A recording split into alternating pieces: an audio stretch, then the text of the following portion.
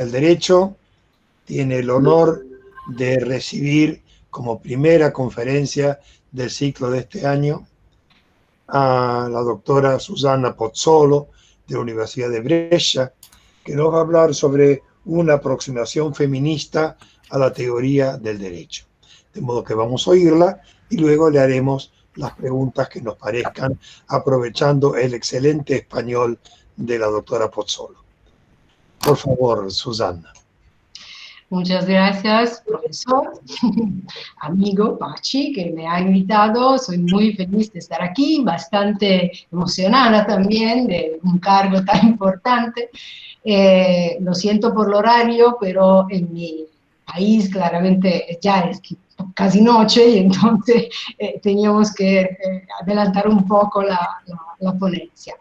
Bueno, yo no tengo slides, que en esta temporada de webinar se usan frecuentemente, pero no hice realmente a tiempo a hacerla, y entonces tendrás que mirar mi cara y escuchar sencillamente mi discurso. Lo que presento es efectivamente una aproximación, en el sentido que voy estudiando el tema del feminismo jurídico desde un tiempo y por recorridos diferentes, y voy intentando a juntar los varios recorridos que he hecho, y este es un primero tentativo de poner unos argumentos uno detrás a otros, ¿no? Y entonces os presento y me dirán lo que piensan. Feminismo y derecho tiene una historia bastante ya larga de encuentros y de choques.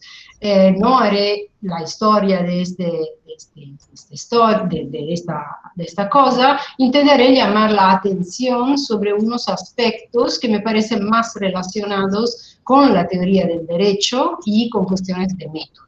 Había muchos argumentos que se podrían elegir, la idea es limitar a eso. El primer punto que me parece importante en esta dirección es la neutralidad de la teoría. Todas las teorías, incluso aquella de derecho, se autorrepresentan como gender neutral. Pretenden no tener prejuicios por razones de género, sin embargo, puesto que la división de género estructura nuestra sociedad, esto sería un poco como pretender haber nacido en el vacío de poderes y valores. En este modo, ellas quieren ser objetivas, ¿no? Claramente no es exactamente así. Las aportaciones teóricas recogen las experiencias y la historia de los grupos humanos donde se han producido.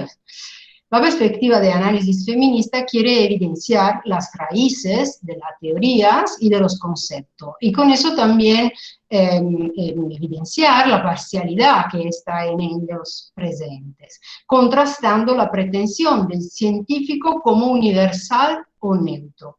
La perspectiva pone en luz la dinámica del poder que participa a la producción de conocimiento y conceptos. A este fin sigue desarrollando una crítica, va produciendo un método de análisis y busca herramientas teóricas para el cambio. El feminismo jurídico pone la pregunta acerca de las mujeres. Por ejemplo, ¿cómo considerar a la condición social de la mujer? ¿Esta también es una cuestión filosófica o no?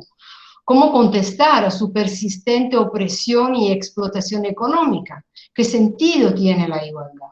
El feminismo pregunta acerca de todo lo que constituye la base para la construcción de la mujer como un género con rol específico, y en particular de un género en función del otro. La construcción de los géneros no produce dos simétricos, sino dos roles dispares. Siguiendo esta línea, el primer punto es ir a ver las raíces de nuestro derecho. Para este objetivo se puede mover desde la idea de mujer circulante en la época que supuestamente libera a la humanidad de sus cadenas. Aquí encontramos a un Kant, por ejemplo, que dijo que si una mujer tiene cabeza llena de griego o persiste discutiendo sobre mecánica, debe tener barba. La frase hace reír, pero nos ofrece una imagen clara de los orígenes filosóficos de nuestro Estado de Derecho, evidenciando un marco filosófico, jurídico, teórico, donde las mujeres han sido pensadas y tratadas como subhumanas. Voy a explicarme. Ir a las raíces para mirar a cómo se forman los conceptos, incluso los jurídicos, claramente, es necesario para esclarecer el punto. Piensen en la afirmación de los derechos, ¿no?, que llamamos humanos, fundamentales. El concepto de derechos humanos lleva el significado moral y político de afirmar que los seres humanos, solo por ser humanos, tienen derechos. Ya el reconocimiento como persona no es una cuestión de características individuales, la pertenencia al grupo se define por ser humanos. Esto implica tener derecho, por eso se habla también de derechos naturales, ¿no?, porque llegan desde dentro y no por elementos adquiridos externos a la persona. La definición de persona es tener derecho. En las universidades aprendemos y después con frecuencia enseñamos a este respecto lo que llamo un como si fuese. Es decir, transmitimos la idea, la creencia de que esta fue una afirmación, la afirmación de los derechos, contundente desde el principio. Una vez enunciado, se ha causado un efecto liberatorio en la realidad del mundo. Sin embargo, el uso de un lenguaje universal, todos tienen derechos, toda la humanidad, es una ficción, porque vale solo para unos. Las mujeres no estaban incluidas en el concepto de todos y evidentemente tampoco en lo de humanidad. No estaban en el significado de ser humano. Como ellas también unas categorías de hombres, por cierto, las mujeres no estaban por su característica de ser mujeres. El pretendido uso del masculino universal, de todos los hombres tienen derecho, no tiene nada de universal y no ha sido introducido para incluir las mujeres en una forma verbal inclusiva y genérica, exactamente al revés. Contrariamente a la narración que elimina la relevancia de la subjetividad para entrar en el espacio de los derechos, las mujeres eran consideradas exactamente por su característica sexual. La exclusión por característica subjetiva ha sido la razón también para los pobres y hasta final del siglo XIX, creo, para quien tenía cierto color de piel, hasta considerar justificado tratar el sujeto como una cosa. Aunque, subrayo, contra una visión postmoderna que diluye demasiado, no vale lo mismo para todos estos grupos, porque el conjunto de las mujeres incluye pobres y esclavas. Entonces, no es exactamente lo mismo.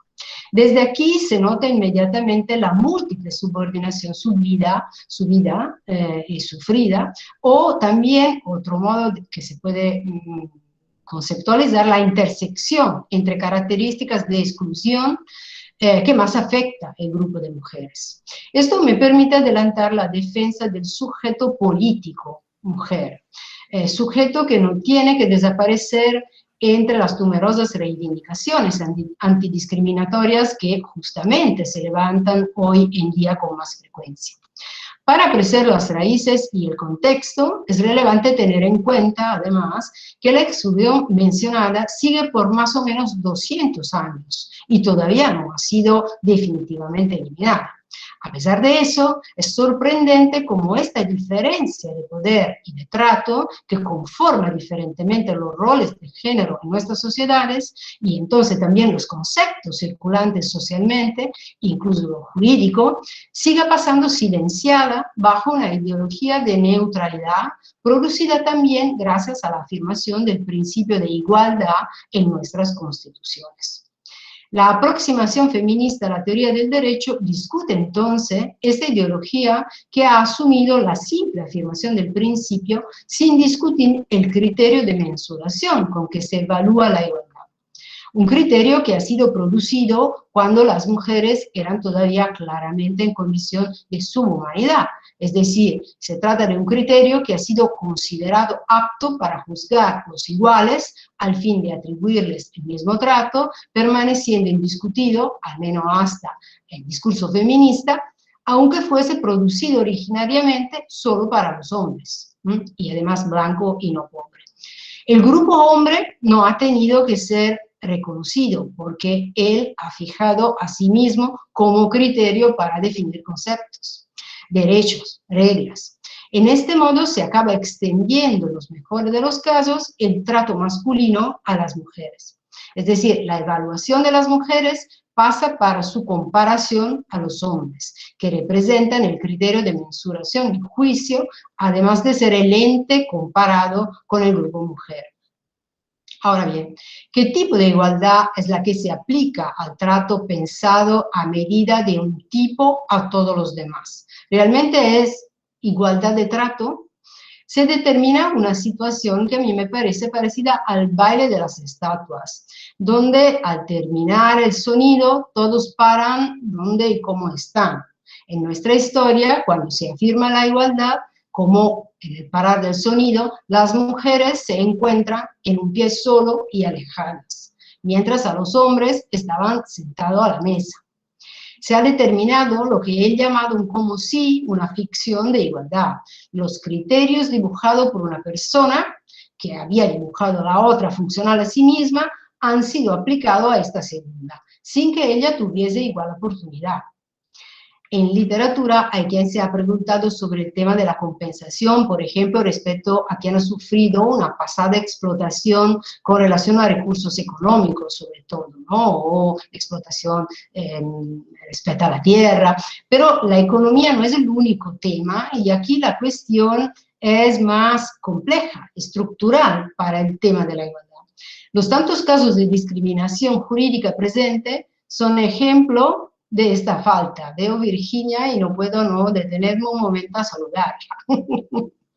Chao, Virginia. Si miramos, si miramos a los derechos de la primera hora, a los liberales, encontramos, por ejemplo, libertad y propiedad, que además constituyen la base de nuestra sociedad. Hoy en día. Se trata de derechos que no han sido reconocidos a las mujeres hasta poco. En un lindo artículo que discute la construcción de los casebook para estudiantes, un tema de pedagogía, entonces del derecho, sobre el cual regreso desde un momento, Mary Jo Frug recuerda, entre otros, la ausencia de las mujeres, exactamente porque no podían estar en juicio. En Estados Unidos se cambia la ley en 1942, porque no había reconocido por el sistema esta habilidad, ¿no? En Italia las mujeres votaron primera vez por la Asamblea Constituente y hasta la mitad de los años 60 no podían ser jueza. Todavía en los años 90, un cantón de Suiza intenta quitar el voto femenino. Es decir, es una historia muy cerca de nosotros. Y es todavía, entonces, algo realmente presente. La perspectiva feminista, entonces, cuestiona también estos derechos porque han sido pensados y formulados solo para un tipo paradigmático de humanidad, con una autonomía, explicitada en no tener relaciones que no pueden ser satisfechas por el mercado, un hombre burgués, al final. Esto nos dice que los pilares del sistema jurídico moderno han sido construidos para satisfacer estas exigencias de vida de una parte sola de la humanidad, que ha sido pero asumida como el total de la humanidad. Son derechos, pero que tienen sesgos. Reconstruir este marco es relevante, creo, porque la afirmación de la igualdad pide hoy cambios para su implementación. Entonces, un tema central es la discusión del criterio de igualdad. La contemporaneidad simplemente salta 200 años de exclusión y afirma igualdad de trato sin compensar quien todavía tenía sobre sus hombros todas las ataduras, incluso aquellas de las que el otro se había liberado al confiárselas. Ahora, puede ayudar a la reflexión que os propongo pensar en unos tipos jurídicos, por ejemplo, el instituto del contrato, que es uno de los conceptos jurídicos que más se parece natural, como decir, ¿no? Sinónimo de acuerdo, y sería la forma típica de hacer cosas entre humanos. Ahora, tenéis que acordaros lo que he dicho ya. Y también que, aunque el instituto del contrato haya sido puesto como símbolo original de nuestras sociedades, las mujeres no pudieran firmarlo. Acordáis que no podían estar en juicio hasta poco. La aproximación feminista evidencia cómo la estructura patriarcal, subordinando o excluyendo a las mujeres, haya producido conceptos fundamentales que constituyen la ontología con la que hoy miramos al mundo a imagen del hombre. Puesto que a las mujeres se impedía contratar y entonces definir qué es un contrato, definir cómo se especifica el hacer cosas entre humanos, poner una actividad meramente masculina que simbólicamente permite la salida de una época oscurantista como el contrato en la base de la sociedad, ha logrado hacer considerar como universal, es decir, de toda humanidad, un trato que era solo de una parte. Si miramos a otras características fundamentales de nuestras sociedades, por ejemplo, la actividad de trabajar, se puede notar como la división entre doméstico y mercado ha sido funcional en reconocer la importancia de todas las ocupaciones que entraban en el segundo, en el mercado, conforme a una sociedad que, claro, estaba maturando capitalísticamente. Así, la teoría económica acogida por el derecho considera producción lo que pasa por el mercado, reduciendo esto a abanico de actividades lo necesario para la reproducción de la vida humana. En este modo se han separado y jerarquizado las actividades humanas, separando, por ejemplo, domesticar los animales, que han sido considerados una justificación para tener título de derecho y propiedad, de la actividad de curación de la carne, el aderezo de las pieles y la transformación de las materias primas en alimentos, que se han confinado fuera del mercado, en los domésticos, menos importante y hasta gratuito. En el mismo modo, la actividad masculina de llevar las ovejas al pastorero se ha vuelto naturalmente un título para tener derechos, mientras producir queso o lana se ha vuelto una actividad secundaria excluida del área de la justicia porque confinada en la esfera privada. El mercado gobernado por contratos al final se ha vuelto el punto para apreciar lo necesario para la reproducción de la vida, y en este modo se va produciendo también la idea del male breadwinner que conocemos. La crítica feminista del derecho ha puesto en luz cómo conceptos y atribuciones relacionadas con la división de género determinan jerarquías entre ellos. Los géneros son una construcción cultural que tiene diferentes matices en distintos momentos, donde se ha dividido, por ejemplo, desde la época moderna, unas características atribuyéndolas a unos o al otro sexo. Típico, sensibilidad, capacidad de cuidado a las mujeres, consideradas además racionales, mientras racionalidad, habilidad científica y de conocimiento a los hombres. Los dos grupos de características han conformado también la esfera pública y privada. Los tratos menos importantes, en el contexto de referencia, acaban como idea y concepto de la naturaleza femenina, funcional ahora para las exigencias del hombre burgués. Entonces, la perspectiva feminista pregunta, ¿pesa y cómo, si pesa, todavía la exclusión de las mujeres cuando hoy decimos todos los hombres para incluirlas? ¿Cuánto se ha modificado el derecho para que la imagen se vuelva de una humanidad entera, ¿no? Y no solo de una parte? Tenemos que explicar por qué hoy sigue una condición donde mitad de la humanidad se encuentra subordinada y desvaluada por su pertenencia sexual. Las constituciones y declaraciones de derecho afirman un deber contrario. El feminismo conoce que hay problemas de estructura social y jurídica. Otro punto importante, como dije, hablando de la neutralidad de la teoría, es que no solo hay un sistema patriarcal como base de nuestro derecho, sino también es relevante considerar quién mira y cómo mira el derecho, incluso en un sistema constitucionalizado. Entonces, la mirada de los juristas, ¿no? En el trabajo mencionado de Frug, ella pone en luz esa relevancia porque señala su importancia pedagógica, puesto que los géneros son estructurales al sistema. La comprensión de los casos jurídicos tiene aspectos relacionados con estos, con los géneros, que influyen también en la comprensión de la ley y de los conceptos por parte del intérprete.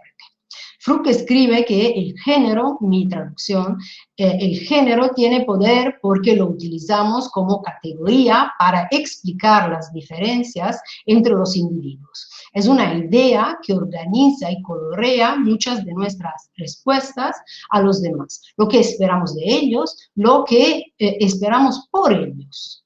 La construcción de los géneros limita entonces y vincula nuestra vida, reduciendo las posibilidades. Sin embargo, no es un dato fijo, en continua transformación. Por eso el feminismo jurídico insiste en el punto, puesto que asume posible modificar el status quo, ¿no? Y en este modo, el feminismo jurídico declara también su perspectiva política en esta dirección. El análisis del derecho permite poner en luz no solo el sexismo abierto, que ya se ha reducido mucho en el sistema constitucionalizado, sino también aquel tipo que se queda entre las líneas de las normas y de los conceptos. Siempre tomando de Frug nota cómo la compilación de un casebook para estudiantes de derecho influye sobre el razonamiento jurídico que ellos desarrollarán enseguida, contribuyendo a determinar cierta lectura de los fenómenos reales y de su consecuente categorización jurídica. Esta notación permite señalar otro punto teórico relevante por la interpretación del derecho. Se niega desde esta perspectiva que la interpretación de los actos lingüísticos y textuales constituyen simples objetos de la interpretación. Es decir, que los actos lingüísticos y textuales sean simples objetos de la interpretación, y se afirma que esos mismos representan claramente el producto de la interpretación. Esta es una consecuencia de la centralidad reconocida a las condiciones de contexto por el análisis feminista. No se puede evitar de considerar cómo las condiciones contextuales influyen, por ejemplo, sobre quién lee el casebook, ni cómo nos ha conformado diferente nuestra ideología y experiencias personales. No existe desde esta perspectiva el sujeto abstracto y racional sin conexión con la vida real. Incluso en el análisis propuesto del casebook se evidencia bien cómo la repartición de ventajas y desventajas sociales está relacionada simplemente con el pertenecer a un sexo determinado. Claramente, si no hay sensibilidad al tema, puedes no darte cuenta de los factores discriminantes, y entonces todavía se vuelve más fuerte la fuerza pedagógica que deriva de la presentación de estos casos, donde emerge cómo tener una actitud masculina lleva ventaja también para las mujeres, y obviamente al revés. Es como decir, más que nos alejamos de zonas poderosas, vamos desvaluando las actividades asociadas con el género femenino, ¿no? Es un proceso de este tipo. Presentando muy pocos casos jurídicos con mujeres en tema de contrato y confinándolas en temas de familia, de violencia, pedagógicamente se favorece la construcción ideológica de esferas de derecho masculino o femenino. El tema de los ejemplos se ha vuelto, yo creo, hoy en día muy importante con el desarrollo del machine learning, que no puedo discutir hoy, pero se vuelve claramente central para el futuro próximo.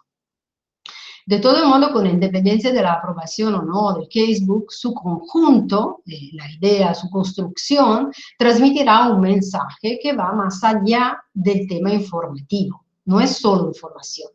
Como antes señalaba, recordando el caso de la mujer que no estaba, de la ausencia de la mujer, una mujer heredera, en un caso del 1921, Fuchs subraya que no se da cuenta, por ejemplo, contando este caso, del hecho que ha cambiado la ley, ¿no?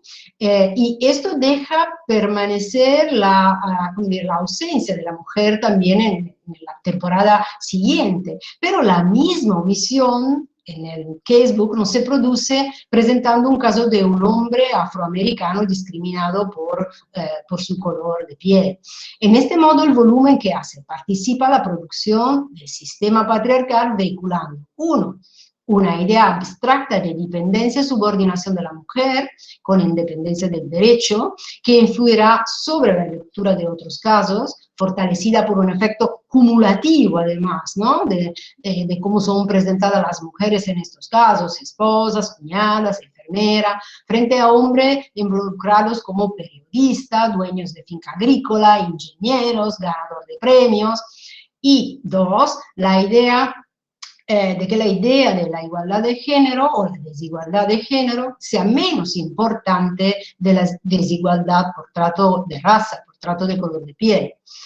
Entonces, ya desde este aprendizaje jurídico se transmite una particular visión jerárquica entre los géneros. Claramente puede ser que la mayoría de los casos reales corresponde efectivamente, porque la realidad patriarcal ha reservado a las mujeres estos roles, y esto sale en los tribunales. Sin embargo, en una perspectiva antidiscriminatoria y de igual consideración al respecto, tenemos que preguntarnos qué tipo de efecto determina esta constante representación de los géneros, puesto que no tiene solo valor informativo.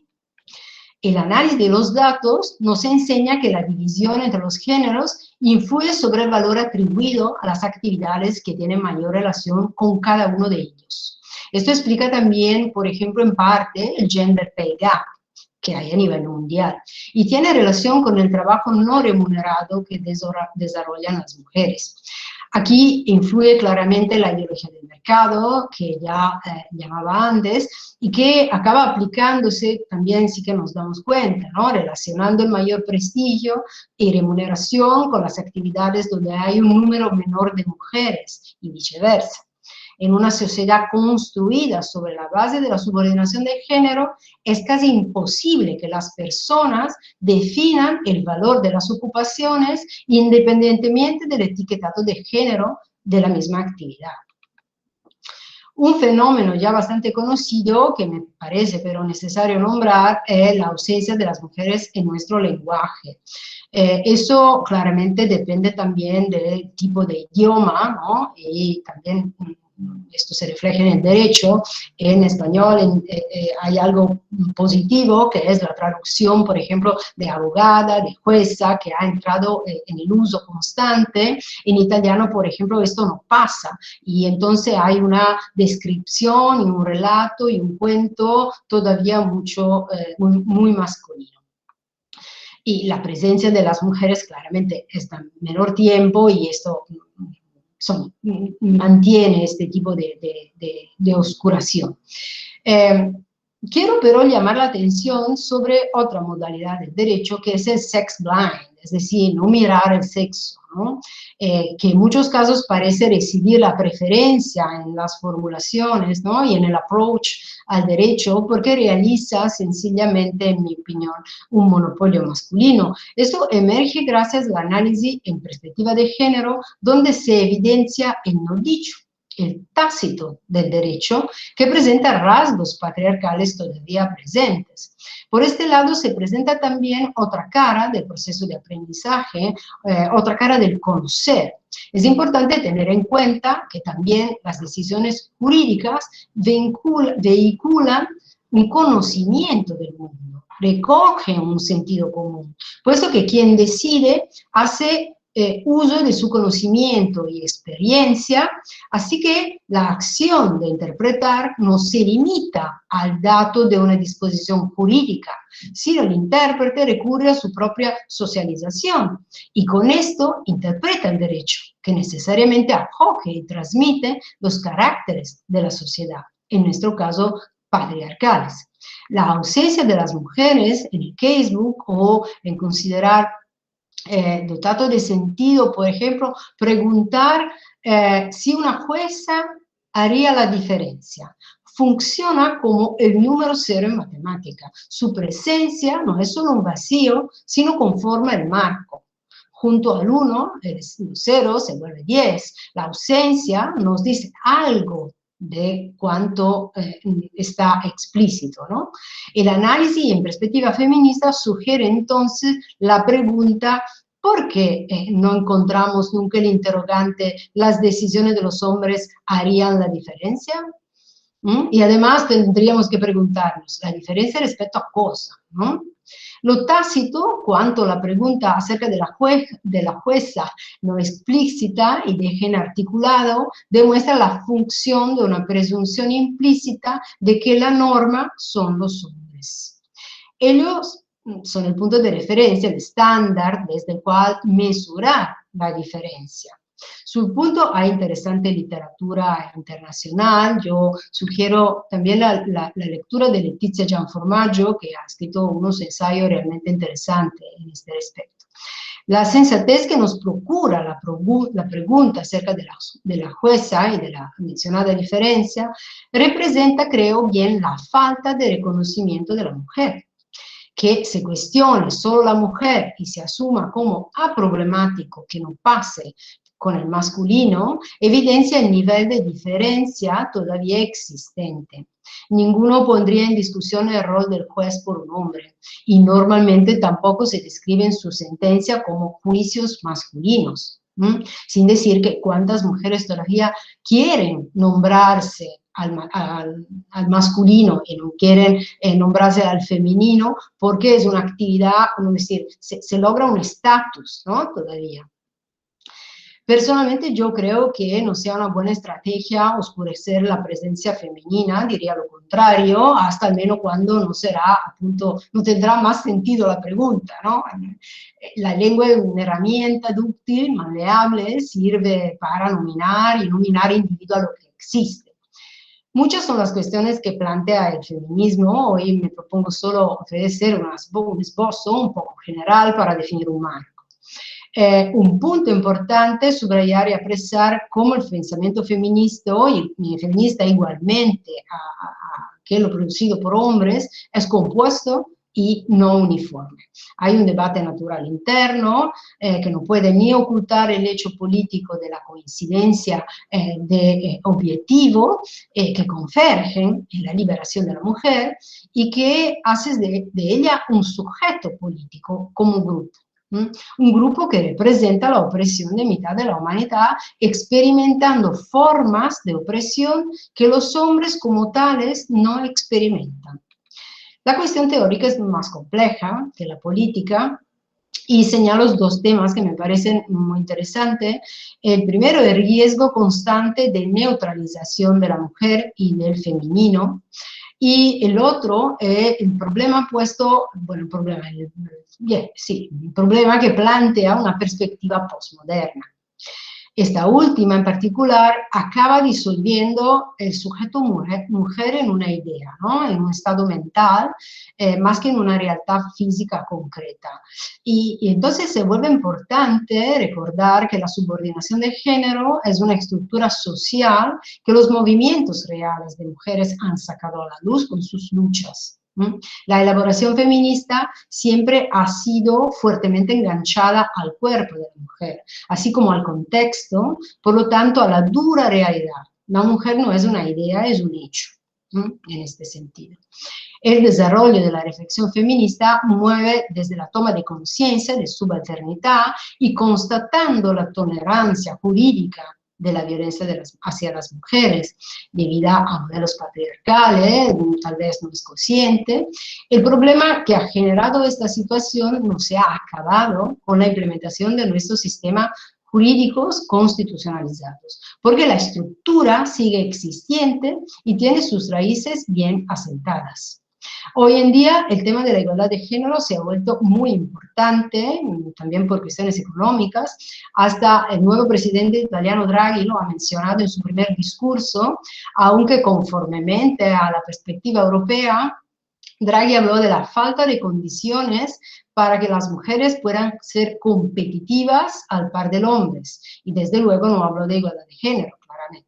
La Unión Europea desde hace tiempo ha adoptado un mainstream de género, pero se perfila en una trayectoria político-teórica que parece querer llegar a un punto neutro, un equilibrio de tipo universal, ofreciendo por eso una visión fluida de los roles de género en la sociedad contemporánea, una visión que sin embargo no se hace cargo de un discurso de liberación y cambio, sino más bien de una inclusión social de la mujer de corte más tradicional, según un modelo de igualación al masculino.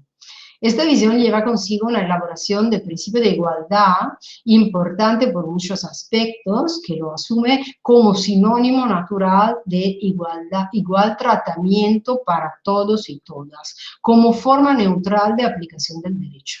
Es decir, la elaboración representa esta declinación del principio como neutral con respecto a los roles de género. Quiere mostrarse no alineada, ¿no? Equidistante. Pero aquí se radica un quid di problema porque para entender el fenómeno, porque acaba produciendo un discurso neutralizador. La inclusión de la mujer no se determina reconociendo su especificidad al par del hombre, como igual al hombre, sino como hombre imperfecto. Esto no parece equidistante, entonces, ¿no? Se trata de una perspectiva bien conocida, largamente adoptada, por ejemplo, por forma de liberalismo, una perspectiva tradicional que en inglés se llama de la sameness, ¿no? Del parecido al estándar masculino. Así se proponen medidas de apoyo a las mujeres, como las guarderías, pero no hay medidas para impulsar el compartir las tareas de cuidado, como podrían ser permisos parentales serios para los padres, ¿no? Y no solo para las madres, por ejemplo. La visión descrita de estos roles de género constituye el trasfondo por la producción de normas nuevas y para interpretar las existentes, que reproduce la dominación masculina a través del derecho. Entonces, la perspectiva feminista llama la atención hacia la línea neutralizadora de gender blind, en situación de persistente desigualdad.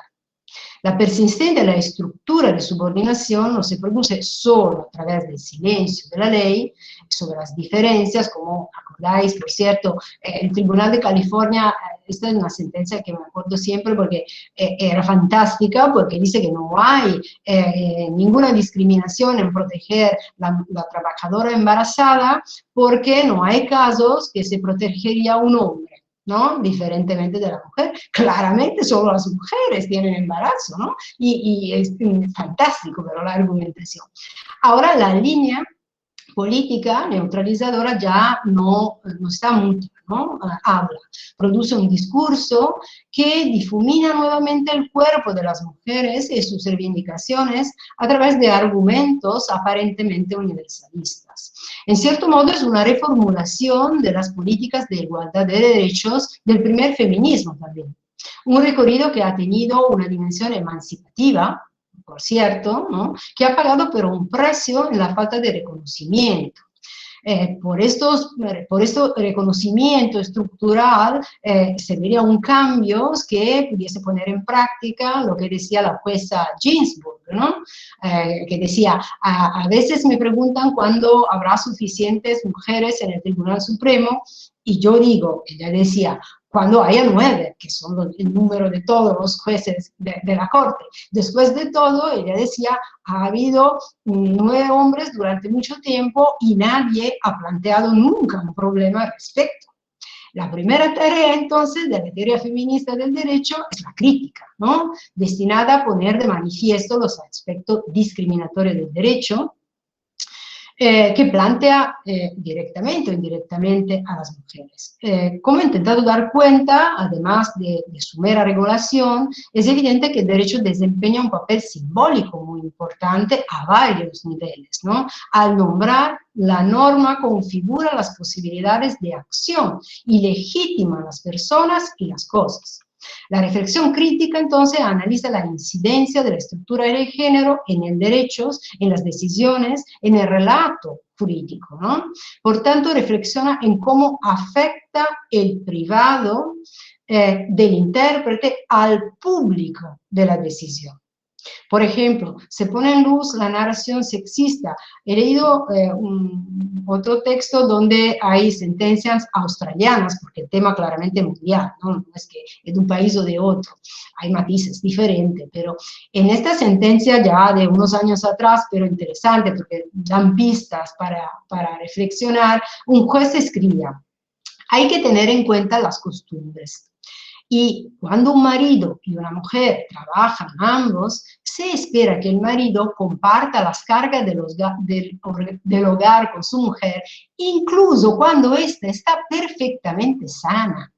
Otra que decía: la recurriente y su marido trabajan, aunque ella tenía 2 hijos bastante pequeños.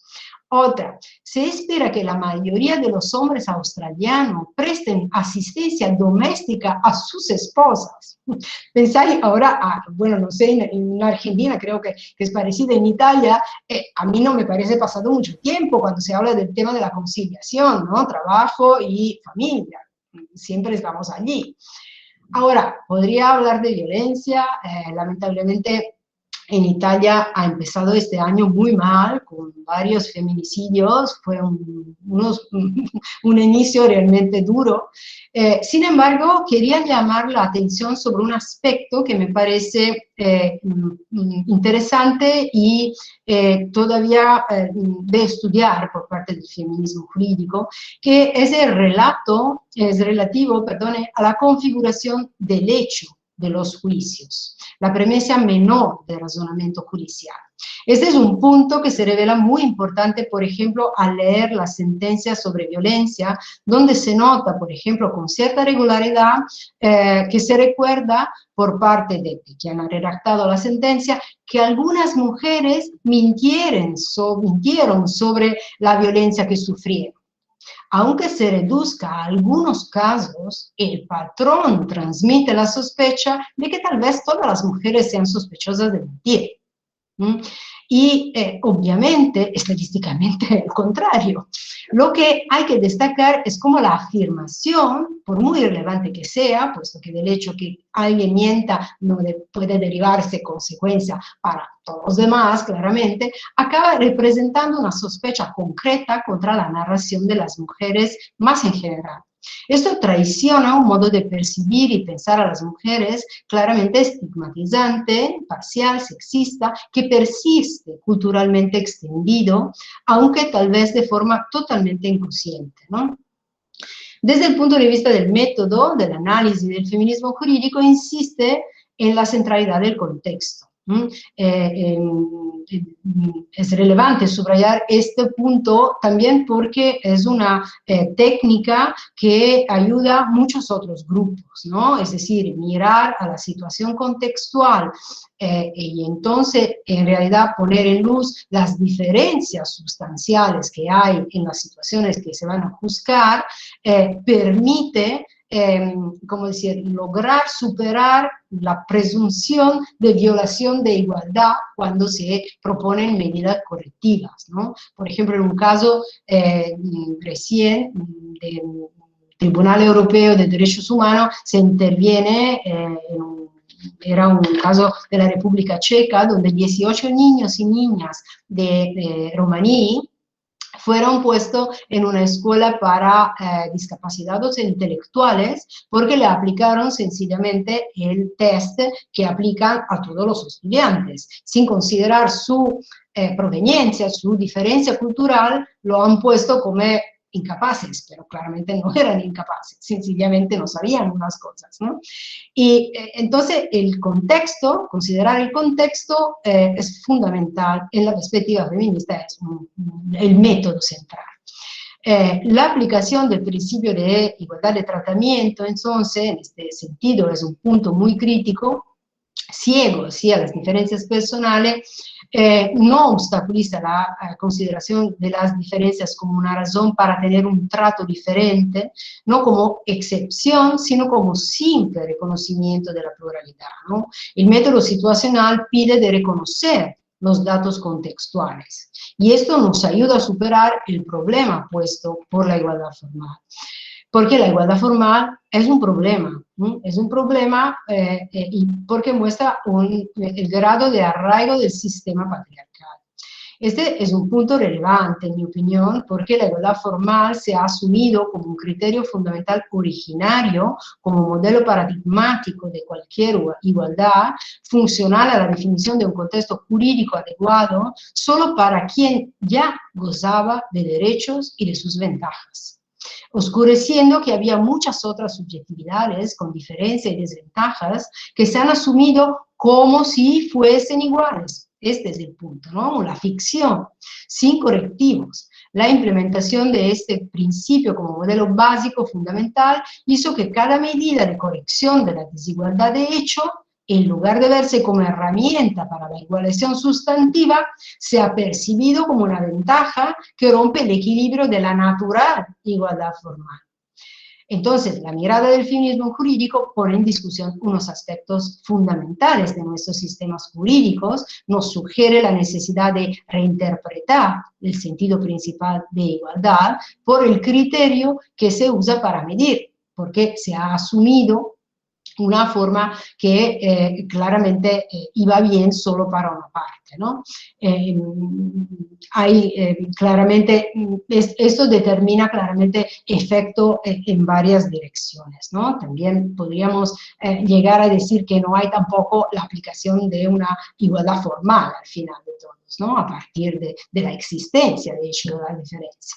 La perspectiva del feminismo jurídico, entonces, se presenta como un método para grupos oprimidos, ¿no? Y no solo para mujeres. Y este es un punto importante, porque cuando se habla de feminismo y de teoría jurídica feminista, se piensa inmediatamente algo de particular.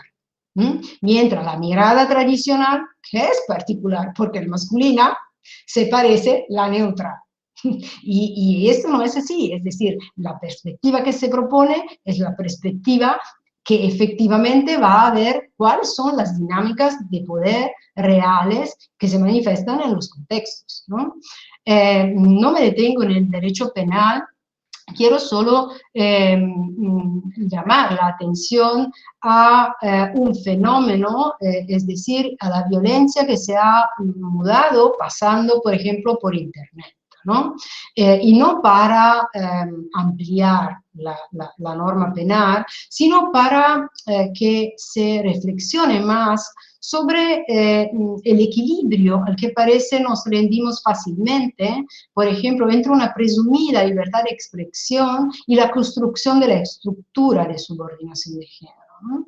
Un rendirse que acaba legitimando formas de violencia que no se ve obstaculizada por un derecho penal que normalmente va resolviendo con aumentos de penas y sigue dejando pasar entre las líneas de los juicios la distinción entre mujeres para bien y mujeres para mal. Para el feminismo jurídico, la ley es una herramienta. Puede ser protectora y al mismo tiempo justificar subordinación, que sigue circulando en la cultura. Los juristas, las juristas son responsables, yo creo, de la ley, de cómo la ley favorece comportamientos, ¿no? Porque, por ejemplo, todavía hoy, con reconocida autonomía y todo, solo las mujeres, por ejemplo, tienen miedo a regresar sola por la noche a casa. Es decir, hay formas de miedo que solo ellas perciben, ¿no? Porque el derecho participa a la construcción de la sociedad. El análisis del derecho y de las decisiones, entonces, nos ayuda a ver también cuánto no está explícito para que logramos modificar claramente esto, ¿no? hay claramente que entender que en el derecho se transporta también la socialización, la sabiduría de quien interpreta la ley. Es decir, todo eso no está afuera, no hay un derecho neutro, ¿no? Hay esto continuo pasar de significado, ¿no? Entonces, cuando se interpreta el derecho, no tenemos que olvidar cuánto es variado el universo femenino, por ejemplo, ¿no?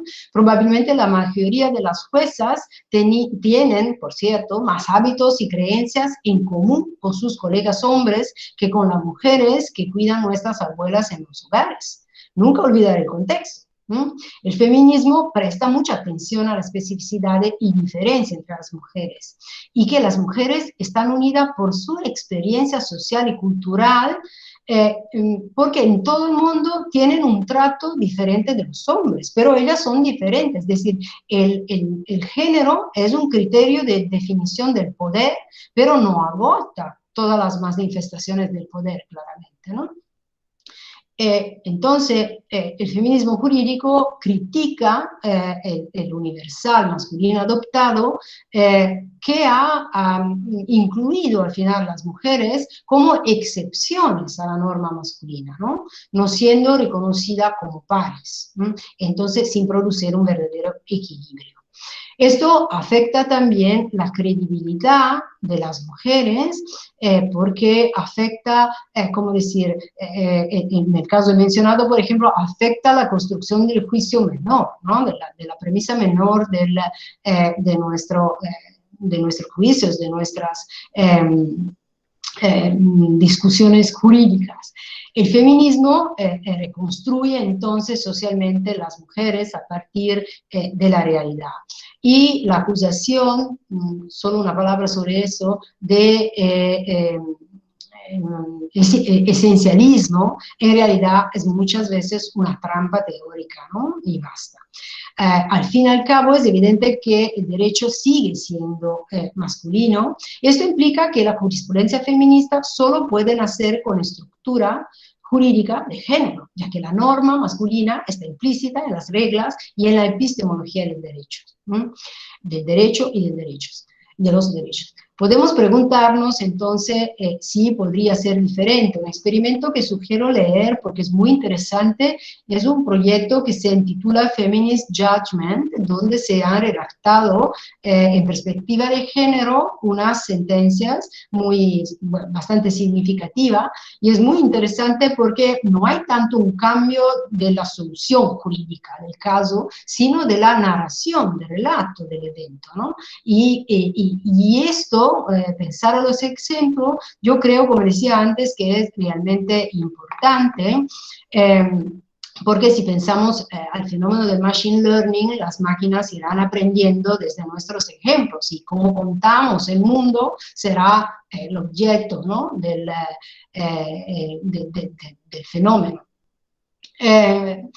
Por tanto, es importante reflexionar también en cuánto llevamos adentro, ¿no? El derecho interpretándolos, ¿no? Gracias a nuestras gafas de leer el mundo. No existe una observación desde el vacío. Se tiene que saber que hay esta transposición, ¿no? Los hechos transponen los intérpretes transponen y construyen los hechos con lo que creen saber sobre el mundo, ¿no? No puede ser diferente. Entonces, ¿cuánto el privado de cada uno va a confirmar el público? El proceso de desarrollo feminista transforma sea el sujeto, sea la percepción de la realidad, porque realidad y percepción están en relación necesaria, ¿no?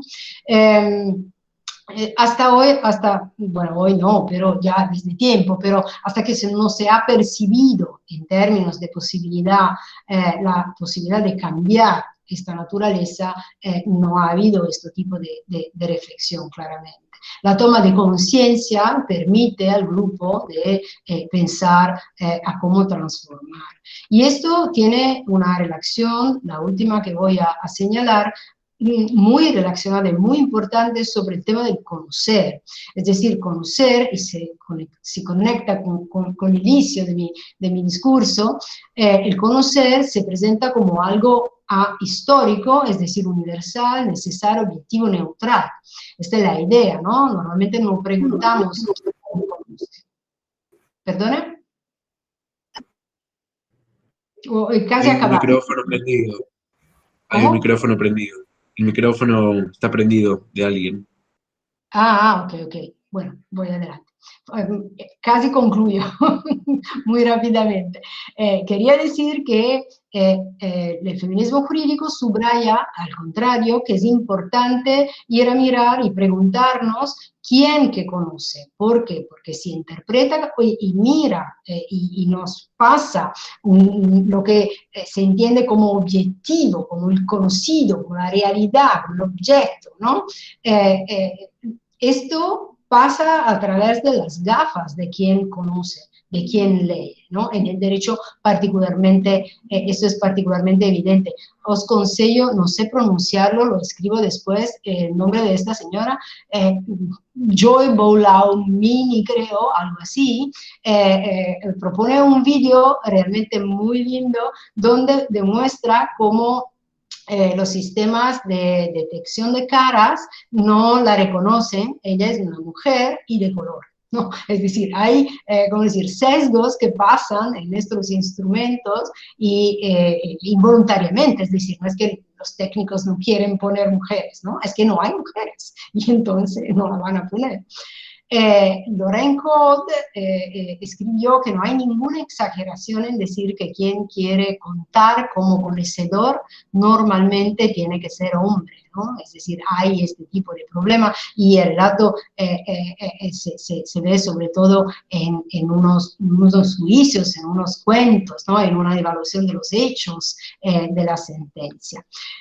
Entonces, el punto para concluir es que se ha construido un sistema importante por muchos aspectos, claramente, un avance, ninguno dice que no, pero sobre la base respecto al género de un como sí, de una ficción de igualdad, cuando en realidad hay, ¿cómo decir?, un peso, una carga, una historia que no se ha efectivamente tenido en consideración. Se ha sencillamente extendido en un criterio de semejanza a las mujeres, patrones pensados para hombres. No hay nada mal en pensar cosas para hombres, ¿no? El punto es que esta no es igualdad, que esta es un transmitir algo que, ¿cómo decir?, al final define siempre a las mujeres como las que tienen que ser igualadas, porque de verdad no son iguales, ¿no? Este es el punto fundamental de la cuestión. Bueno, el feminismo jurídico discute de todos estos temas y mucho más. He intentado hacer un poco un abanico de problemas que os propongo. Muchas gracias por esta atención, espero no ser sido demasiado larga, un poco sí lo sé, pero lo siento. Bueno, Gracias. Muchas gracias, doctora Pozzolo. Ahora es el momento de las preguntas, observaciones, comentarios, así que está abierto el debate. ¿Quién quiere empezar? Pedimos por favor que por una cuestión de orden que vayan levantando la mano a través del chat, que pongan ahí quiero hablar y le damos la palabra.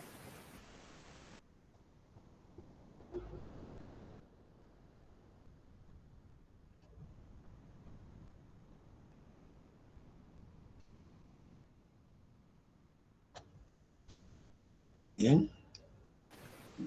Sí, hay una chica que se llama Jaina, levantó la mano. Janaína, soy yo. Sí. Sí. Bueno, encantada de estar aquí. Les agradezco mucho la organización del evento. Yo soy brasileña, me llamo Janaína Maquida. la última vez que he visto a Susana ha sido en Milano, en una reunión que ha hecho Silvio Sorcetti en la Universidad del Studi de Milano, y ahí hablábamos sobre presunciones. Y bueno, súper rico escucharla otra vez y escuchándola hablar sobre cómo es importante una perspectiva de género para la producción de conceptos, pero también para el conocimiento de los hechos. Recuerdo que aquí en Brasil, bueno, coincidentemente, bueno, soy profesora de Chile, pero como hay pandemia, todavía estoy en Brasil. Y aquí en Brasil, coincidentemente, esta semana se reconoció el derecho de constar en los currículums de las profesoras académicas mujeres el periodo de licencia por embarazo. Es decir, algo que es absolutamente natural de la vida de las mujeres que eligen ser madres y que obviamente debería constar en nuestros currículums, porque si no parece que la persona simplemente, que el neutral investigador dejó de producir 4, 5, 6 meses, cuando en realidad lo que estaba haciendo era algo parte de la vida en sociedad. Y nuestros sesgos son tan, bueno, iba a decir implícitos, pero obvio, ¿no? Los sesgos son tan marcantes que nunca nos había pasado en la cabeza algo tan obvio como la licencia maternidad constar en los currículums de las académicas mujeres. Entonces, esto es algo importante de la perspectiva de género en la producción del conocimiento y del conocimiento jurídico en particular. Pero me gustaría mucho, bueno, y esto es una anécdota que recordé porque acaba de pasar, pero me gustaría oír un poco más de Susana hablar sobre la perspectiva de género en la construcción de la premisa menor del razonamiento judicial, es decir, entonces, ¿en qué sentido es tan importante que haya perspectiva de género en la investigación de los delitos, en la valoración de las pruebas producidas? Y esto sí quisiera saber, porque no estoy de acuerdo que la perspectiva de género requeriría que nosotros rebajáramos el estándar de prueba en crímenes en contra de las mujeres. Pero quisiera escuchar un poco a nuestra ponente sobre, bueno, qué tan importante es la perspectiva de género en la investigación, en el razonamiento probatorio propiamente dicho, y ya después en la adopción de un estándar de prueba que sea adecuado a las conductas realizadas en contra de las mujeres. Bueno, muchas gracias. Gracias, Janina. En realidad, creo que tiene todavía que ser trabajado el tema. Lo que a mí me llama la atención es que cuando vamos a juzgar, por ejemplo, pensamos a una violencia, ¿no?, clásica. Hay un caso, por ejemplo, porque siempre me ha sorprendido, pero es de unos años atrás, no mucho, donde 2 o 3 varones jóvenes hacen violencia en un elevador de la metro en Nápoles de una mujer de 25 años que, bueno, conocían porque en el barrio se habían visto, decimos así, ¿no? Pero, ¿cómo decir? Se parte de la idea de que podría ser consensual. Es decir, hay, no sé cómo decir, la imagen de una mujer. Yo pregunto a todas las mujeres presentes y a todos los hombres que tienen una relación con alguna mujer, ¿cuántas conocen que harían esto así porque han encontrado 3 jóvenes de 18 años en el metro, en el elevador? Es decir, el punto es que la construcción del hecho, si es violencia, si no es violencia, tiene un conocimiento externo, ¿no?, que nos ayuda a configurar el hecho. En este sentido, la perspectiva de género nos pide de cambiar las gafas, de no utilizar la clásica, ¿no?, que nos lleva a atribuir, como decir, un cierto tipo de idea, sea en la mujer, sea en nuestras acciones. Otro caso civil, por ejemplo, que fue en Italia, después de la casación cambió, fue acerca del, no sé cómo se llama en español, alimonia, creo, que el marido pasa a la mujer, ¿no? Cuando, después, en el divorcio, ¿no? Allí, por ejemplo, se discute la legitimidad de esta alimonia cuando la mujer no está en estado de necesidad. ¿Mm?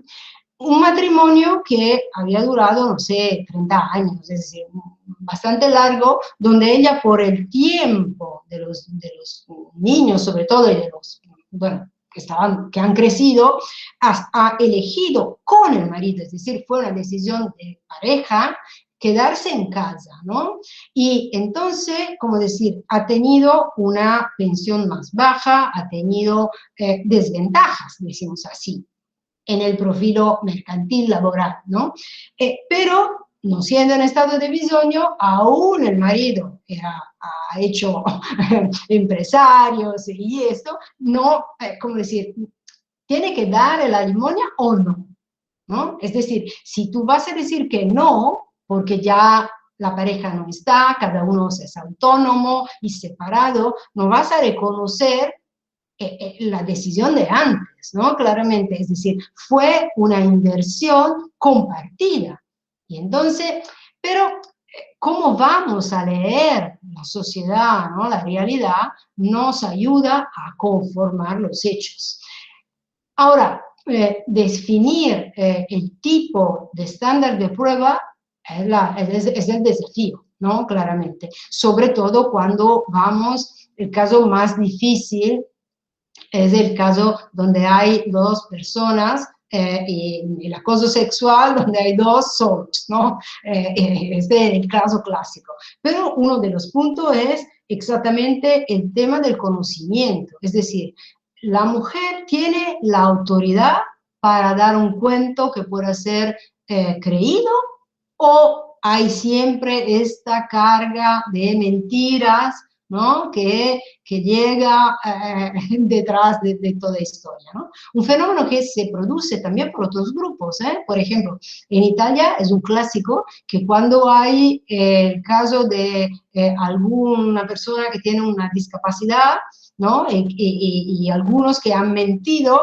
y han tenido una ventaja, pero sin tener la discapacidad, ¿no? Esto normalmente va a sospechar a todos los que piden una ayuda para algún tipo de problema que tienes, ¿no? Es una modalidad, un approach al tema que parte ¿desde dónde? Desde una idea de lo que es normal y que es un tipo de normalidad que puede resolver sus problemas en el mercado, contratando, ¿no? Y típicamente las mujeres no están en esta situación. No quiero decir, ¿cómo decir? No quiero decir que es mejor o peor, es que no han sido insertadas en el sistema a un nivel pares del hombre. Este es el punto, ¿no? Es decir, han sido aceptadas. atribuyendo mismos derechos, ¿no? Pero sí, sobre el tema de los estándares de prueba se tiene que trabajar, yo creo, más. Es decir, es una parte todavía de desarrollar. Es decir, hay mucha crítica y creo que el feminismo jurídico tiene la tarea de trabajar por la parte constructiva. Esta es la parte que tenemos que desarrollar, en efecto, ¿no? En un trabajo del año pasado, por ejemplo, intento utilizar la vulnerabilidad para individuar no las personas, ¿no? vulnerables, sino los contextos jurídicos que hacen vulnerables a las personas. Y entonces, en este modo, si hay situaciones de este tipo, significa que el derecho allí probablemente está mal formado. Hay algo ya que no se ve, evidentemente, pero si produce sujetos vulnerables, evidentemente hay algo que no funciona, al menos en el sentido de la igualdad y de las dinámicas de poder. No sé si, bueno, sé que no he resuelto el problema de los estándares de prueba, pero esto no lo puedo hacer de momento. Me gustaría. Tiene la palabra Julián Huacheta. Bueno, muchas gracias. Buenas tardes, profesora Susana y a los demás que están aquí en esta reunión. Gracias por el espacio. Justo la semana pasada estuve leyendo un artículo cuya autora es una nigeriana, cuyo apellido cuyo nombre no me atrevo a pronunciar. El apellido es Fawole. Y este artículo se titula Economic Violence to Women and Girls, y habla sobre la violencia económica que aún persiste en el mundo, digamos. Y leyéndola me doy cuenta de que evidentemente expone un problema central, y es que la violencia económica, por ejemplo, tiende a ocupar un lugar de segunda categoría frente a la violencia física, la violencia emocional que pueden sufrir las mujeres, pero que es igual para ella, igual de grave en la sociedad, porque crea unas brechas grandísimas entre el poder que pueda tener un hombre y la capacidad económica que pueda tener una mujer. Precisamente en sociedades precisamente que están en vía de desarrollo, entre comillas, digamos, muy entre comillas. En ese sentido, profe, yo creo que el problema de la desigualdad es ante todo un problema cultural, antes que jurídico, digamos, y quiero preguntarle la siguiente cuestión, y es que en Colombia, por ejemplo, yo soy colombiano, se han intentado, no, se han promulgado varias normas que buscan la igualdad, y me quedo con lo último que usted dijo en su presentación. No parece que la mujer fuera igual, sino que deba ser igualada normativamente. Eso de plano ya cambia la significación de todo. Entonces, ¿hasta qué punto el derecho, por medio de la promulgación de normas, sí, en un sentido muy legalista que tenemos nosotros de solucionar los problemas a punta de normas, de crear una norma y creer que el problema ya está solucionado, siendo que evidentemente no es así? Mi pregunta es entonces, desde el derecho, ¿cómo se puede contribuir al cambio, digamos, al cambio de esas estructuras que son ante todo culturales, ¿sí?, que definen las desigualdades luego jurídicas, luego institucionales, luego económicas, y que no parta simplemente de la expedición de una norma, por ejemplo, sino, bueno, si el derecho tiene esa capacidad, porque luego no lo puede tener y punto, y podría ser desde otras ciencias, por ejemplo. Pero sí me gustaría conocer su opinión frente a eso, frente a esa limitada capacidad de transformación social que yo percibo de la norma seca, dura, en un papel, frente a los problemas más complejos, estructurales y culturales que para mí son el origen del problema. Entonces, un poco mi pregunta, profesora Susana. Y de nuevo, gracias. Gracias, comparto el tema, es decir, por cierto, el origen cultural, el derecho en algún sentido podemos imaginarlo como un nivel superior o inferior, depende de cómo miramos. Cerca de la violencia económica, yo diría algo más, es decir, creo que la violencia económica sea la raíz. ¿En qué sentido? Solo las mujeres se asumen como género que tiene que desarrollar tareas gratuitas.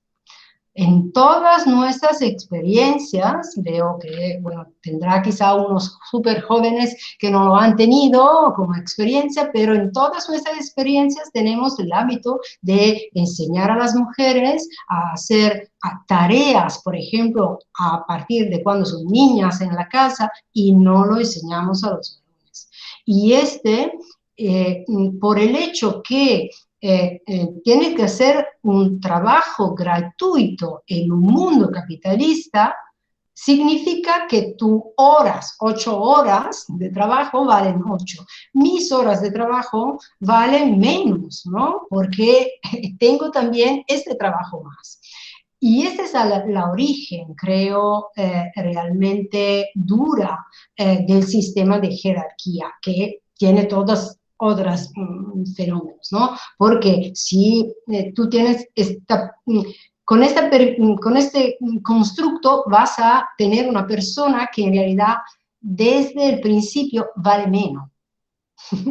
Es decir, se corresponde a muchos otros, claramente, casos, ¿no?, que podemos imaginar, los pobres y muchas otras situaciones. Pero mirando a los géneros se produce exactamente este tipo de fenómeno. Ahora bien, ¿qué puede hacer el derecho? Yo creo que el derecho puede hacer mucho. Puede hacer mucho, pero, por ejemplo, si el derecho, como de mi vida pasa, me acuerdo, me parece en Perú fue uno de los cambios que hicieron unos años atrás, donde elevaron la pena de la violencia a niveles tremendos, ¿no? Pero si haces solo esto, no vas a cambiar nada en la sociedad.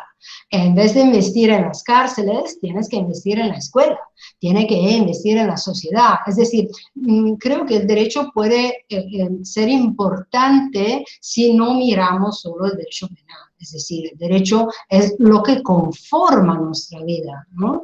Tenemos reglas para cualquier cosa ya, ¿no? En los estados constitucionalizados hay todo regulado, así que puede hacer mucho, pero claramente tiene que hacerlo en el sentido que quiere fortalecer unos puntos, modificar partes de la cultura, ¿no?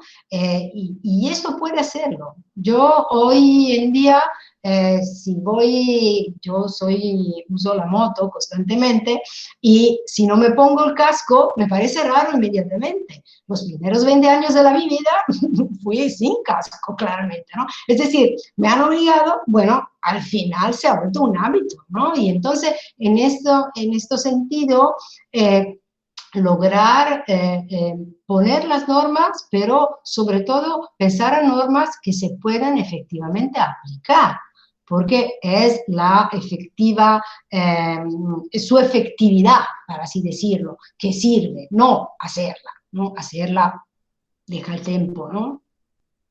Más o menos. Gracias. A usted. Tiene la palabra Sofía Aguilar.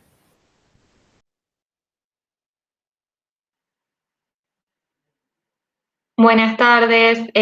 Bueno, doctora Pozzolo, en primer lugar quería agradecerle su presentación, que me resultó sumamente interesante.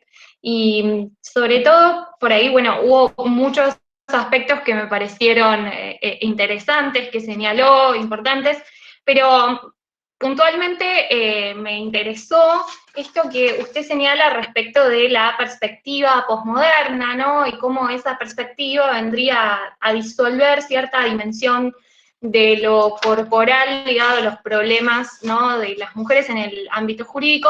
Y yo ahí me preguntaba, porque hay unas series, ¿no? Dentro de la teoría feminista, que es lo que me parece que digamos que está suponiendo esta afirmación respecto de la condición de mujer, ¿no? Vinculada a una dimensión orgánica, pero a su vez, que en tanto que es género, sí es cultural, y la pregunta por ahí es, concretamente, digamos, si usted ve puntualmente en algunas discusiones que pueda mencionar, en términos de técnica legislativa o, digamos, legislación específica, este problema actualmente, y si quisiera ampliar algo más respecto de esto que estaba señalando, que me pareció sumamente interesante, porque me parece que, como señala, es un tema que está en discusión. Muchas gracias.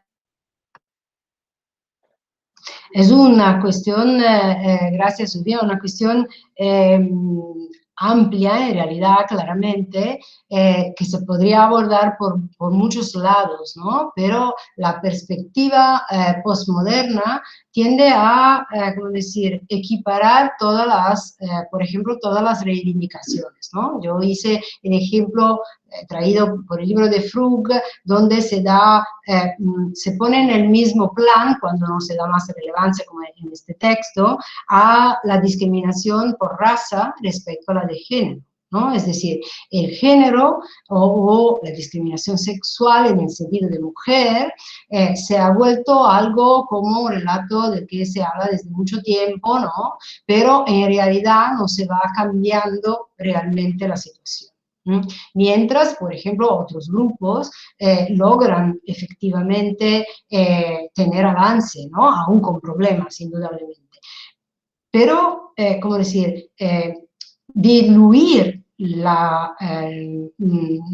lo que piden las mujeres, las luchas de las mujeres por ser mujeres, en las reivindicaciones de todos los grupos, creo que se ha equivocado porque va a oscurecer nuevamente las preguntas de las mujeres, ¿no? Las mujeres tienen preguntas específicas por su diferencia, que es mitad de la humanidad. Es decir, por ejemplo, respecto a todo el tema homosexual o transexual, ¿no? Mujeres hay también lesbianas y transexuales, es decir, es un tipo de división más profunda de todos los grupos que vamos a encontrar. Y entonces tomar en serio eso no hace como unos han dicho, ¿no? Que el feminazi, ¿no? Han hablado de esta cosa tremenda, ¿no? Cuando en realidad el problema es que lo que no se logra todavía reconocer es exactamente la especificidad de la mujer por ser mujer. Especificidad no como caso excepcional, esto ya en alguna medida ha sido reconocido, sino como pares. Y entonces al igual nivel. Y en este sentido, creo que el cuerpo sea realmente importante. Y es importante y se nota siempre más gracias también a los estudios de nuevas tecnologías, ¿no? Es decir, la corporeidad que se intenta hacer artificial muestra siempre más la importancia, ¿cómo decir?, de nuestra percepción física. Nosotros somos cuerpos, no somos mente, ¿no? Somos cuerpos. En este sentido, creo que este punto sea realmente problemático, porque en la idea que todo se resuelve en cómo tú miras y ya está, no, hay condiciones de poderes diferentes en la realidad, que son hechos, son algo que está. En este sentido, la perspectiva postmoderna puede ser problemática. Tiene seguramente unas ventajas explicativas de unos fenómenos, pero esto no tiene que como si, acabar todo el discurso. No sé si me explico. La necesidad del punto de vista, del contexto, de tomar en serio la mujer por ser mujer, creo que tiene que quedarse bien firme en este sentido. Esto no impide que se hagan luchas reivindicativas con otros grupos, claramente, ¿no? Esto absolutamente. La idea es la liberación, no es hacer un matriarcado, ¿no? Claramente. Y entonces la perspectiva une, pero puede dividirnos también en unos momentos. No quiero hablar de eso porque abre un lío tremendo, lo nombro solo y no quiero discutirlo porque realmente abre mucho, pero pensamos en la surrogacy, ¿no? En estos tipos de actividades, ¿no? Y cómo se van tratando, desde qué perspectiva, qué tipo de debate llevan. No sé, en Argentina, no sé, no conozco el debate interno, aquí por la mayoría parece un clima de estadio, ¿no? Hay quien pro, quien contra, sin realmente profundizar el tema. Estuve esta tarde en un seminario en Girona, donde se discutía el tema del aborto, por ejemplo, ¿no? En Argentina recientemente se ha despenalizado, no sé exactamente, no conozco exactamente la formulación final, pero y todavía se discuten estos temas que han regresado a ser problemáticos durante la pandemia, en modo particular además, ¿no? Y entonces, en este sentido, creo que no perder la idea de las mujeres como grupo, como instancia política, sea fundamental. Y el posmodernismo va en una línea donde todo eso se diluye mucho en quién está contra o a favor, sin pensar al contexto típico del sujeto político que pide y reivindica algo. Tiene la palabra Teresita Moreno. Buenas tardes a todos y muchísimas gracias por la brillante exposición. Quería preguntarle qué relación encuentra usted entre neutralidad y hegemonía cultural, digamos, hegemonía con la conceptualización de Antonio Gramsci, si es que encuentra alguna relación. Confieso que Antonio Gramsci no lo conozco mucho, ¿no? He leído Marx, he leído Lenin, pero estoy por un, ¿cómo decir?, por un marxismo más sinistro, para así decirlo. Bueno, por cierto, es una forma hegemónica, porque sobre todo la idea de lo que hacía referencia en la ponencia es sobre todo el criterio de mensuración, ¿no?, de la igualdad, porque la igualdad formal, decimos así, es matemática en algún sentido. Dos cosas son iguales y son iguales. Entonces, puesto que nosotros, ninguno de nosotros es idéntico, claramente nosotros nos asemejamos en algún modo. Y si yo voy a mensurar dos cosas, por ejemplo, por el peso, tengo los kilos, ¿no? Un criterio tercero respecto a los entes que voy a mensurar, a medir. En el caso que yo critico de la igualdad por cómo se ha asumido, es que se ha asumido el criterio masculino de igualdad como criterio de mensuración.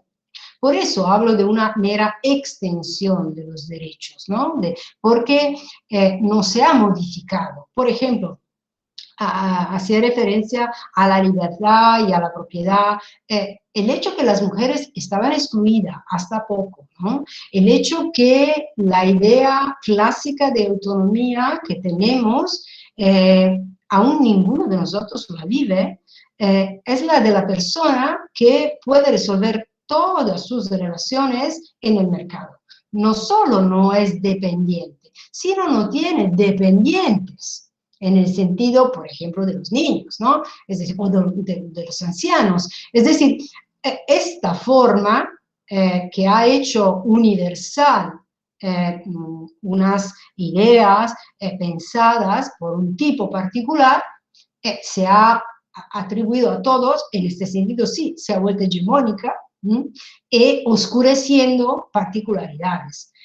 Podríamos individuar muchas, pero a mí me parece que entre los géneros sea la más fundamental, porque son los grupos más grandes, decimos así, ¿no? Los que efectivamente...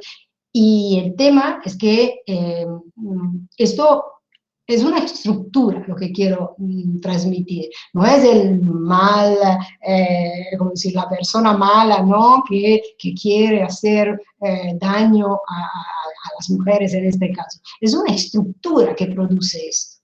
Y lo vemos en muchos, por ejemplo, un ejemplo, en el derecho italiano hay el caso de la violación de la mujer cuando avviene bueno, no porque, pero en caso en que ella ha sido, bueno, el hombre que ha violado ha hecho beber alcohol a la mujer, en este caso hay un agravante para el violador, claramente.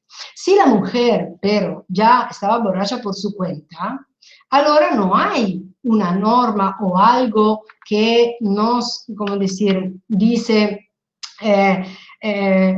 cuida la persona que es estado de vulnerabilidad, porque claramente si es una persona emborrachada, no es en grado de evaluar cosas, ¿no? Pero allí no hay el agravante, ¿no? ¿Y esto qué idea transmite? Que si la mujer ha bebido, su culpa sí ha sido violada. Es decir, transmite, ¿no?, una idea, y esto es derecho que se, exacto, y es derecho que se tiene que modificar, ¿no? Porque si no, no son tratados iguales son los hombres y las mujeres. Este es un poco, ¿no? Entonces, probablemente sí, a conocer mejor a Gramsci habría contestado mejor. Tenemos una pregunta en el chat que dice ¿cómo se aplicaría la perspectiva de género desde la enseñanza del derecho dado que la formación es patriarcal? El solo hecho de revisar la bibliografía, por ejemplo, muy poco se estudia los aportes de las mujeres en el derecho. Es mi duda, excelente la ponencia.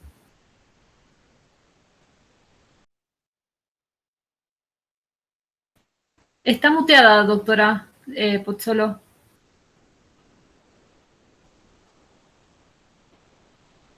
Tiene que habilitar el micrófono, no la escuchamos. Susana, il microfono. Sì, ora me ne sono accorta, scusate. Sì, no, estaba leyendo, si buscaba la pregunta en el chat.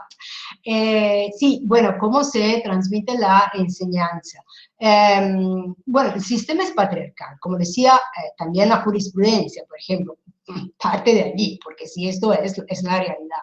El punto es que en la medida en que nos damos cuenta de que hay este tipo de fenómeno, se empieza a mostrar, por ejemplo, a los demás, ¿no? Como cuando, por ejemplo, nosotros hacemos un curso de arte, claramente aprendemos cuándo ha vivido el Tintoretto y dónde y no sé qué, pero parte fundamental del curso es en parar a mirar las pinturas, ¿no?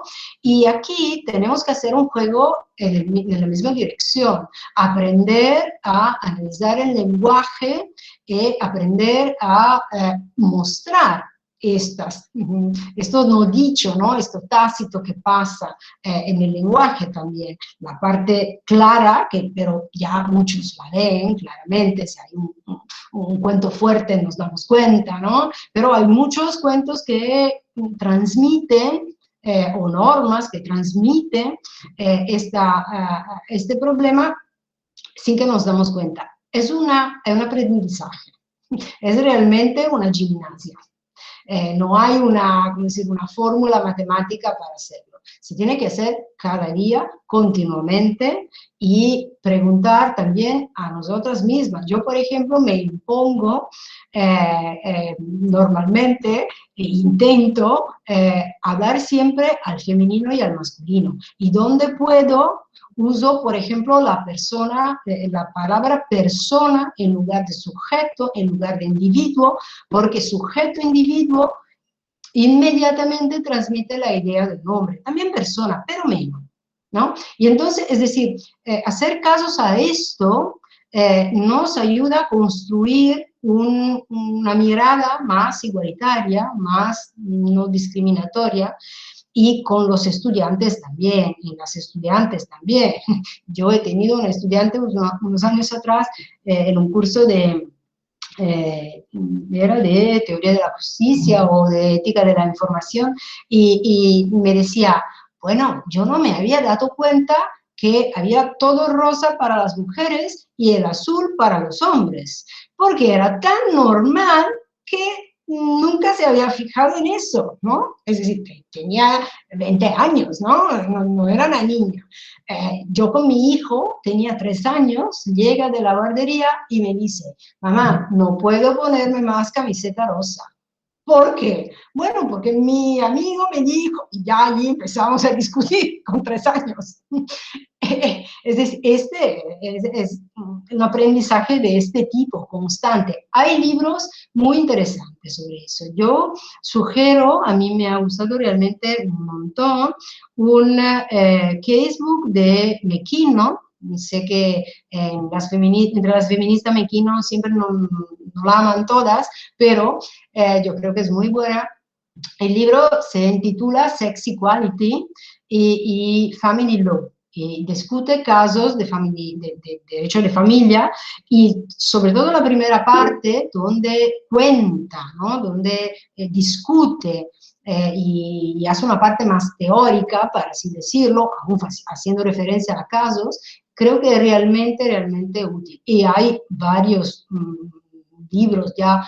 He tenido uno que ahora no me acuerdo, si os interesa os escribo, por ejemplo, en cómo escribir una constitución considerando el género, ¿no? Por ejemplo. Y ya son cosas que van, por ejemplo, discutiendo la constitución colombiana, había antes, no me acuerdo el nombre, Julia, que decía que era colombiano, si no me equivoco.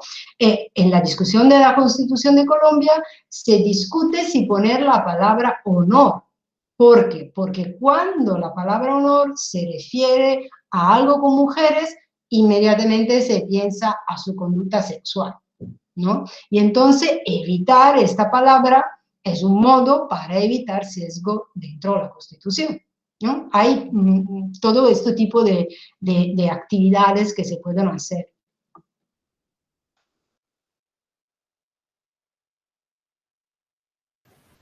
Por ahora no hay más preguntas, así que... ¿Nadie más quiere preguntar algo?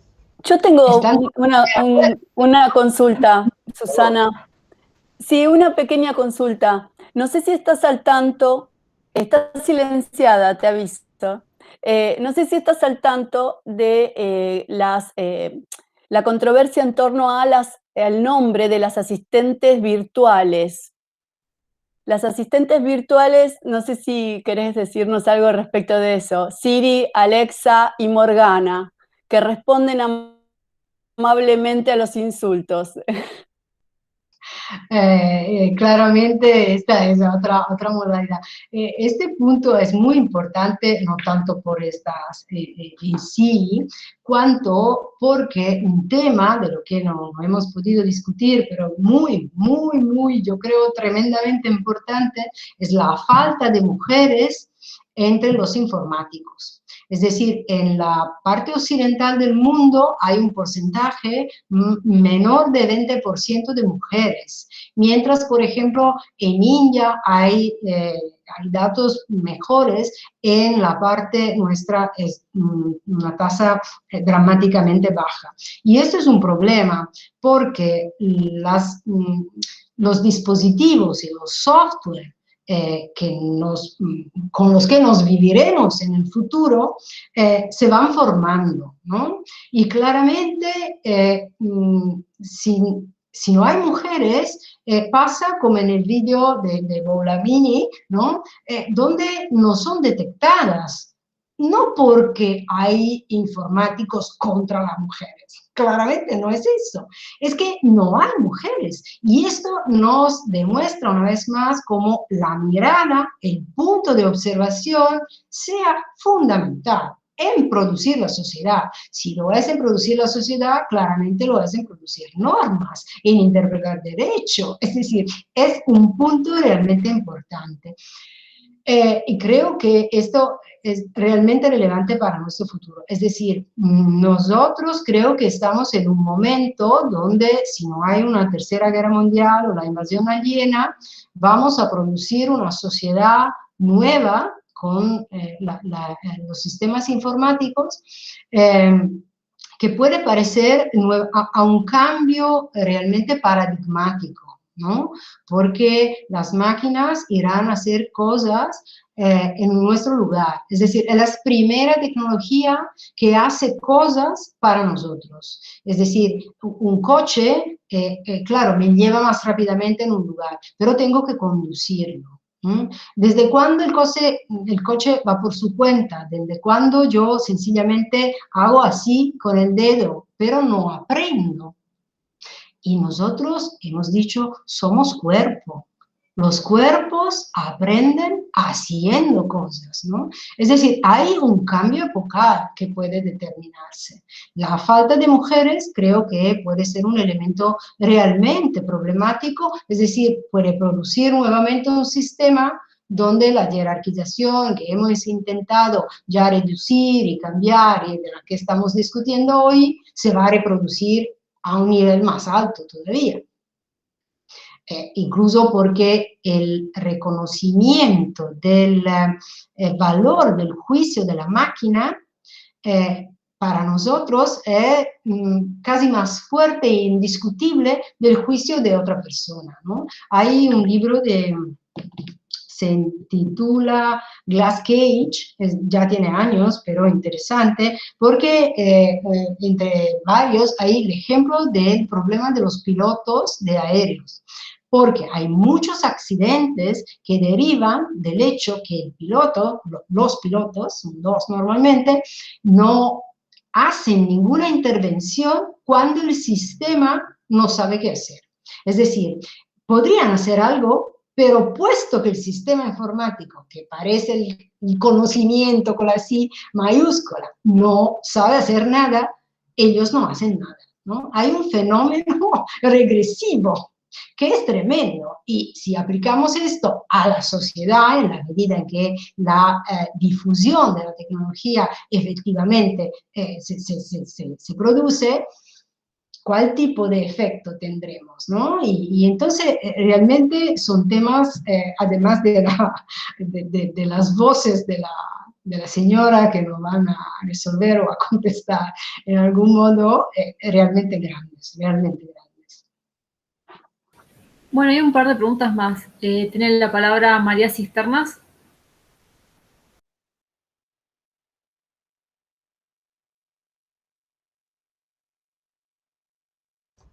¿Sí? ¿Se fue? No sé, y si no, bueno, tiene la palabra Ariana Cuellar Bendezú.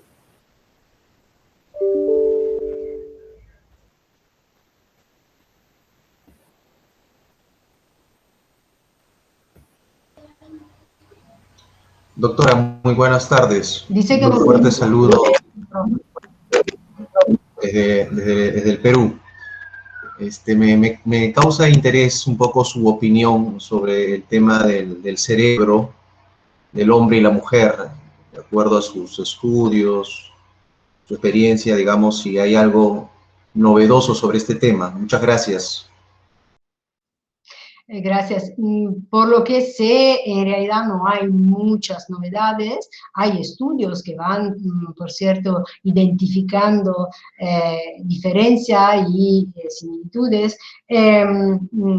Por lo que he entendido de mis lecturas, la parte cultural de la diferencia es la más preponderante. Es decir, puede ser diferencias que pueden ser también estructurales, pero la parte cultural es la que va determinando.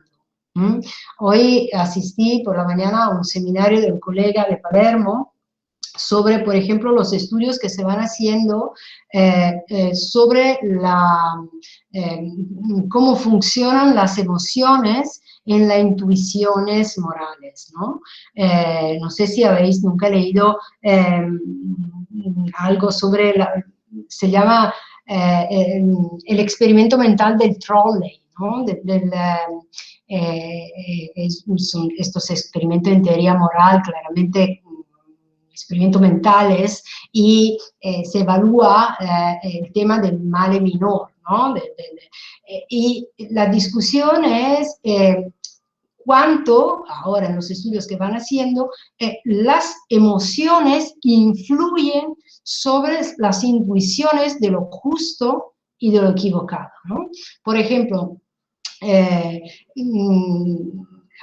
hay una autora que los ejemplos son estos, muy rápidamente.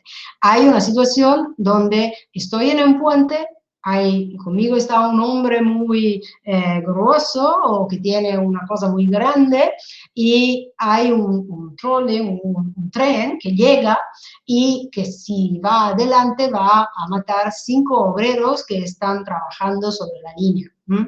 ¿Qué hago? Puedo tirar por el puente este hombre grande y bloquear el tren. Claro, en este modo voy a salvar los 5 obreros, pero sacrifico el hombre que he tirado por el puente. Otra situación, siempre la misma, pero el tren llega y yo tengo una leva, ¿no? Para cambiar, desviar el tren, ¿no? No hacía y evitar la muerte de los 5 obreros, pero desafortunadamente en el otro rama tengo un hombre nuevamente que está allí haciendo algo. Y esto mataría, nuevamente salvaría los 5 y mataría el hombre.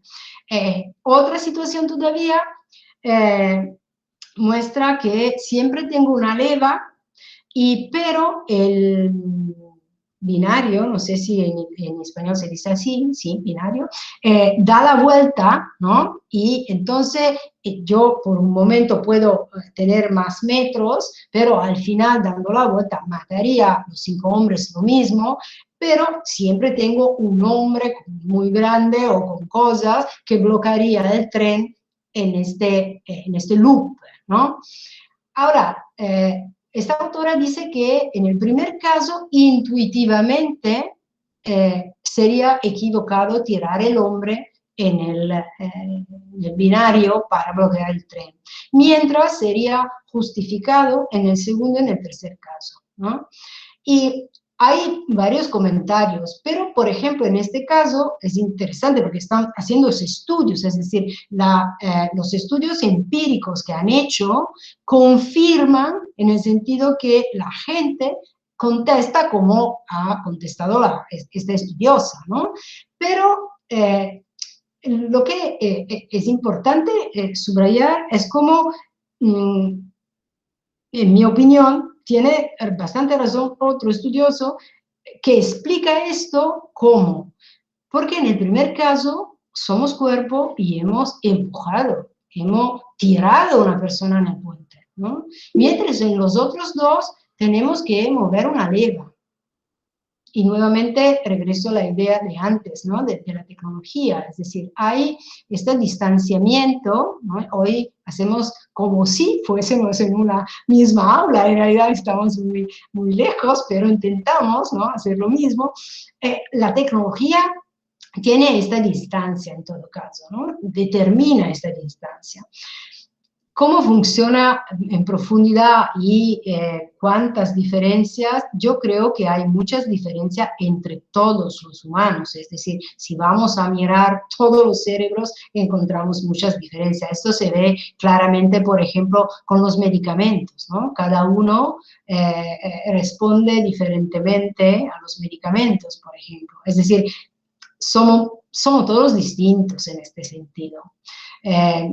Más de esto no me atrevería a decir acerca del tema. Tiene la palabra Juan Carlos Baeza. Buenas tardes, saludos, agradecer a la doctora por la exposición que ha presentado. Y quisiera hacer una consulta respecto a que lo que se nos llamaba era a ver una charla respecto a la aproximación feminista a la teoría del derecho. Y en ese sentido quisiera hacer la consulta relativa a si usted estima que esta aproximación feminista o este feminismo sería una nueva forma de percibir el derecho en general, o se adhiere, o sea, el día de mañana pudiésemos hablar quizás, así como hablamos en algún momento de naturalismo, hablamos de positivismo, pudiésemos hablar de alguna forma de acceder al derecho a través del feminismo, o el feminismo se debiera adherir a alguna corriente filosófica ya existente. Yo creo que en parte tiene que desarrollar su perspectiva, claramente. No es una,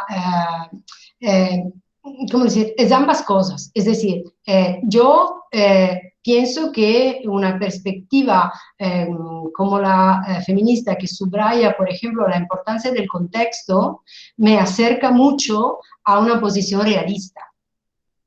Necesariamente, es decir, hay este tipo y en la medida en que voy a criticar el derecho, puedo tener una perspectiva claramente realista, pero también de un positivismo crítico, ¿no? Es decir, puedo utilizar todo eso porque el objetivo del acercarse y de producir instrumento es en realidad también político, de cambios del sistema. No solo de verlo por un lado o por el otro, sino de modificación, es decir, la crítica al criterio de igualdad que hacía antes es en el sentido de incluir quien está excluido porque ha sido producido un sistema pensando a una parte. Y entonces el objetivo es este. Si las teorías son útiles, las vamos a utilizar, ¿no? Claramente. En la medida en que me proponen un legalismo ético, claramente formas extremas de positivismo difícilmente podría aceptarse porque no tendría la posibilidad de hacer una crítica, un cambio, porque no hay este tipo de efecto, ¿no? con este tipo de teoría. Pero diría que es un punto de observación del problema. más que una teoría. Y acercarse a la teoría significa tomar en serio los aspectos teóricos, es decir, probablemente la definición de norma, ¿no? Es igual para todos. El punto es cuáles elementos de la teoría esconden o oscurecen o tienen sesgos de los cuales no nos damos cuenta. Pero tenemos que producir instrumentos para hacer este tipo de trabajo, ¿no? Es un trabajo de excavación. Y claro, ahora tenemos cuchara, tenemos unos instrumentos que han producido en una dirección. La idea es intentar producir otros, ¿no? La idea que antes decía de usar la vulnerabilidad no para individuar las personas vulnerables, sino para identificar dónde el derecho está mal. Es decir, es un modo, ¿no?, para aproximarse y intentar entonces un cambio estructural del derecho. Son instrumentos que tenemos que pensar o utilizar diferentemente. Entonces, contestaría en este modo.